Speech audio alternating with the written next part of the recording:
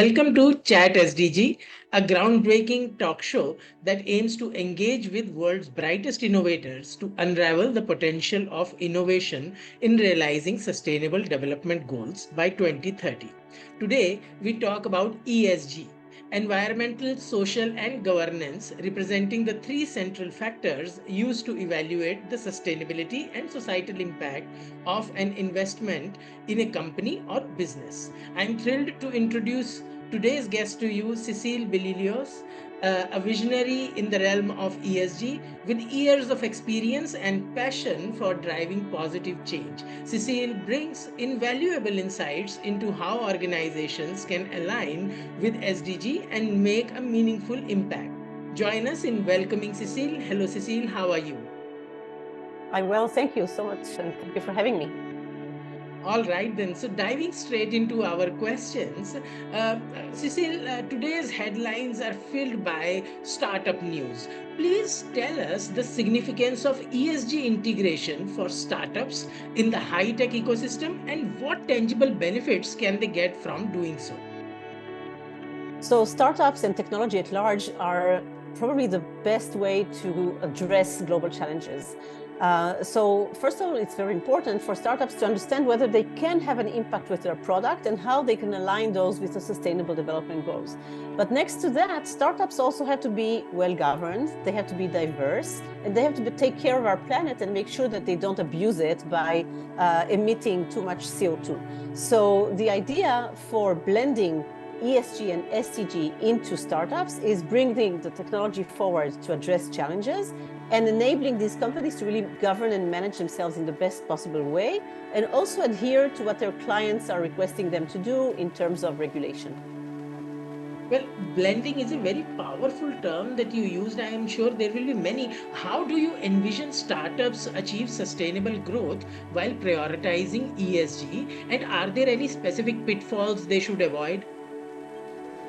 So I actually truly believe that startups that are well managed and apply very high standards of ESG are also the ones who are attracting the best talent and are less risky in terms of not abiding to regulation and are able to address markets with using the impact and the SDGs that they previously might not have had the ability to address. So I think this is actually huge business value.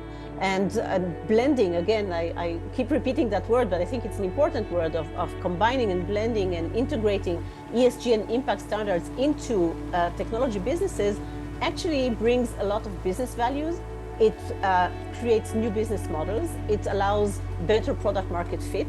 And it also allows companies to tap into larger markets. So when you have the best people that are best governed, you have eventually the best results business-wise.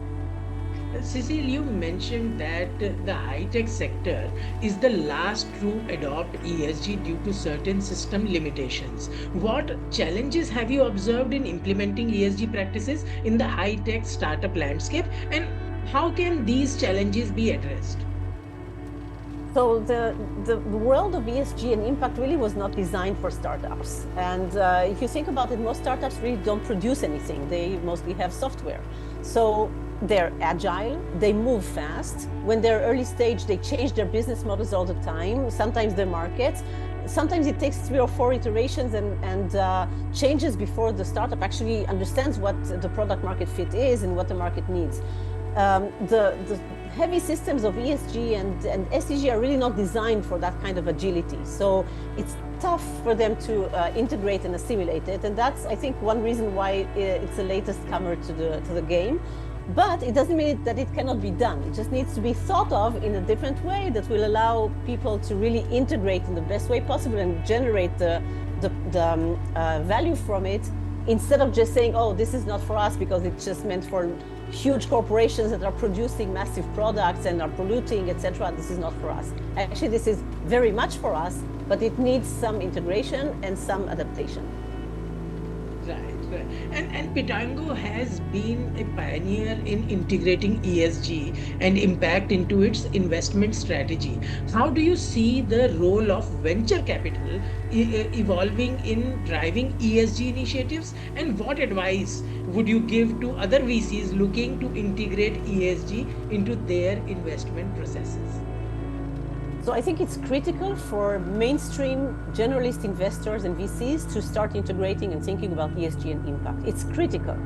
I cannot stress how important that is, because we really want to go beyond the niche of the impact investing market, which is important. It's spearheading the market, but still it's not big enough. If we want to scale solutions, if we want to have better companies that are better managed, that are making more impact and are also creating less environmental hazards, etc., on our society and our planet, we must integrate the mainstream investors. So I really urge all generalist VCs and funds to look at ESG as part of their strategy, integrate how they use it for risk management, for due diligence, for supporting of their portfolio companies, and for eventually getting to the highest returns. I really do believe the highest returns are linked to the highest standards. Wow, beautifully said, articulated. All right, to our next question. Pitango ESG and Impact Knowledge Hub is a valuable resource for startups. Could you provide some insightful, ideas, key aspects covered in the hub, and how startups can leverage it to enhance their understanding and implementation of ESG practices? So I really built this hub to make my work more efficient, because I kept seeing that a lot of companies and a lot of startups, a lot of just people working in startups and also other investors have been approaching me with the exact same questions. How do you get started? What's the difference between ESG and SDG? What is impact? What is climate change?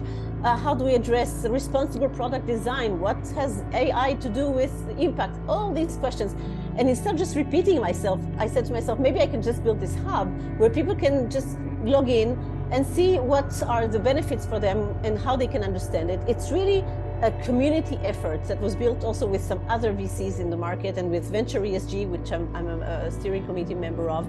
And the idea really is to provide knowledge and assistance to just even get started and have links into the internet to really find the resources that companies need. It's not meant to replace consulting or to replace hand-holding, which we do with our companies. It is a hub for people to understand what it is, what they should do next, and some cheat sheets so that they can actually get started easily and get on with it already to make their baby steps. Absolutely. So, viewers, a bonus for you guys on this episode. The link of the ESG Hub will be in the description below. And that wraps up another insightful episode of Chat SDG. A huge thank you to our guest, Cecile Bilious, for sharing her wealth of knowledge and inspiring us with her dedication to sustainability. Remember, each one of us plays a vital role in achieving the SDGs, and together we can create a better world for future generations. Stay tuned for more inspiring conversations, and until next time, keep striving for a sustainable future. Namaskar.